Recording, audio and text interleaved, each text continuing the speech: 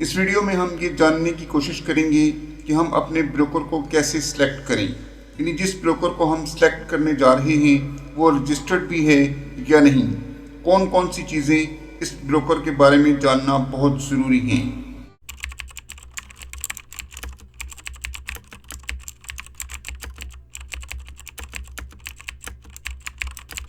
السلام علیکم، امید ہے آپ لوگ خیریت سے ہوں گے۔ اللہ تعالیٰ آپ سب کو اپنی حفظ و امان میں رکھے، آمین۔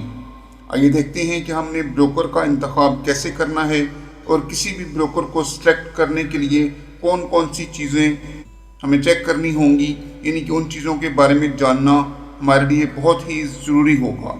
تو وہ کون سی ایسی چیزیں ہیں جن کو اگر ہم چیک کر لیں تو ہمیں اس بات کی تسلی ہو جائے گی کہ جو بروکر ہم سلیکٹ کر رہے ہیں وہ بالکل صحیح ہے اور ہمیں ایک اچھا پروفٹ کمانے میں مددگار ثابت ہوگا۔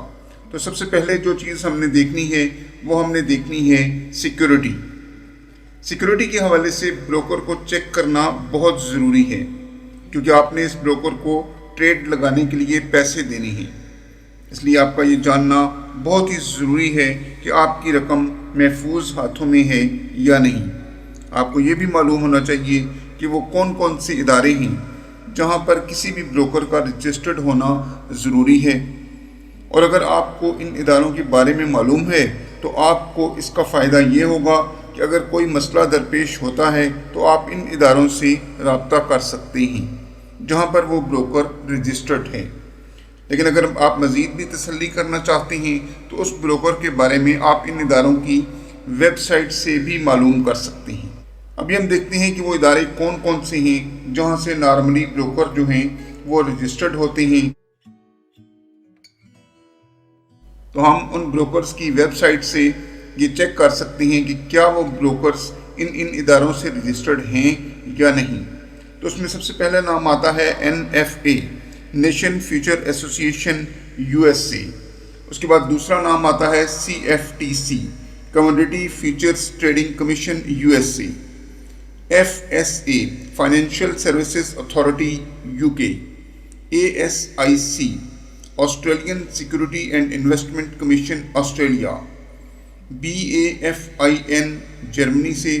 اور اس کے علاوہ انٹرنیشنل بروکر رجسٹریشن کے 4 اور بھی ادارے ہیں جن میں SFBC، IFSC، FSC اور FSCA، جہاں سے بروکر کی رجسٹریشن ہونا بہت ضروری ہے۔ ضروری نہیں کہ ہر بروکر ان تمام اداروں سے رجسٹرڈ ہو، لیکن ان میں سے چند ایک اداروں میں سے رجسٹرڈ ہونا بہت ضروری ہے، تبھی آپ اس بروکر پر ٹرسٹ کر کے اپنے پیسے بروکر کو دے سکتے ہیں اور اس بروکر کے ساتھ ٹریڈنگ کر سکتے ہیں۔ یہ تو ہو گئی رجسٹریشن کی بات۔ اب دیکھتے ہیں کہ اس کے علاوہ اور کون کون سی چیزیں ہیں جو بروکر کے انتخاب کے وقت ہمارے لیے دیکھنا بہت ضروری ہوتی ہیں۔ دوسرے نمبر پر آتی ہے ٹرانزیکشن کاسٹ، یعنی کہ جب آپ بروکر کو پیسے دیتے ہیں تو لازمی بات ہے بروکر اپنا کچھ نہ کچھ کمیشن جو ہے وہ چارج کرتا ہے آپ کی ٹریڈ کے عوض، جس کو ہم سپریڈ کہتے ہیں۔ تو اس کے مطابق ہمیں یہ دیکھنا ہوتا ہے کہ بروکر کی سپریڈ کیا ہے، بروکر کتنا کمیشن لے رہا ہے۔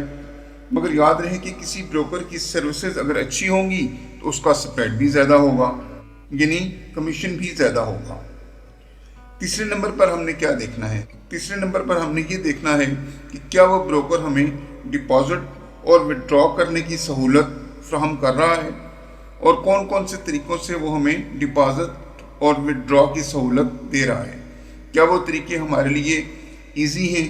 کیا ہم ان طریقوں سے آسانی سے اس بروکر کے ساتھ ڈپازٹ اور اپنا وڈرا کر سکتے ہیں؟ تو یہ چیزیں بھی دیکھنی بہت ضروری ہیں۔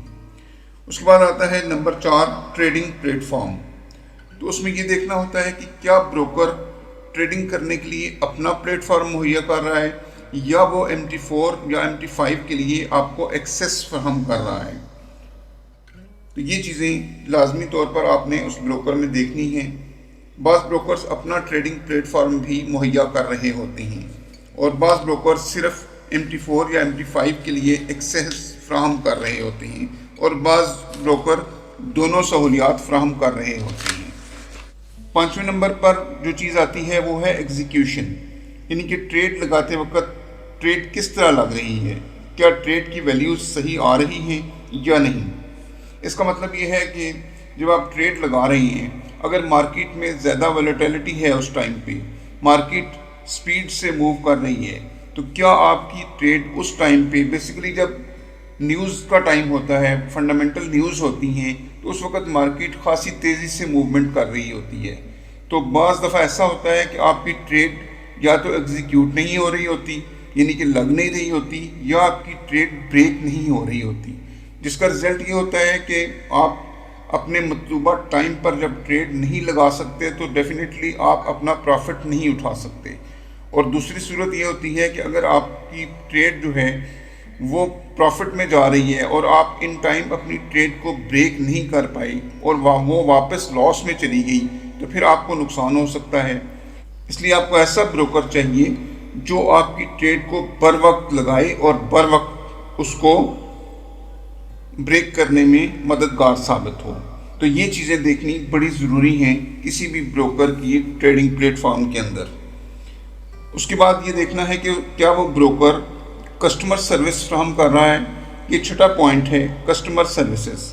تو کیا بروکر کسٹمر سروس کی سہولت دے رہا ہے، یعنی بروکر 24/7 ہیلپ لائن مہیا کر رہا ہے یا نہیں، کیونکہ آپ کو پتہ ہے کہ آپ تقریباً 24 نہیں تو 23 گھنٹے تو ٹریڈنگ کر سکتے ہیں۔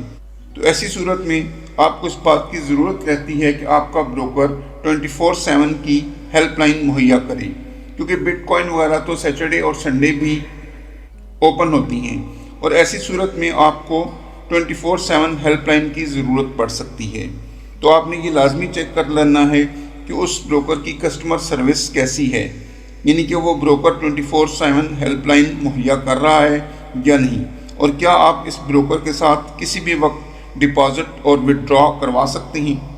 ان تمام چیزوں کو آپ اچھے سے ذہن نشین کریں، بلکہ کسی ڈائری میں اچھے سے نوٹ کر لیں، کیونکہ جس وقت آپ بروکر کا انتخاب کریں تو ان چیزوں کو آپ لازمی طور پر ٹیلی کر لیں کہ کیا وہ بروکر آپ کو یہ تمام تر سہولیات فراہم کر رہا ہے۔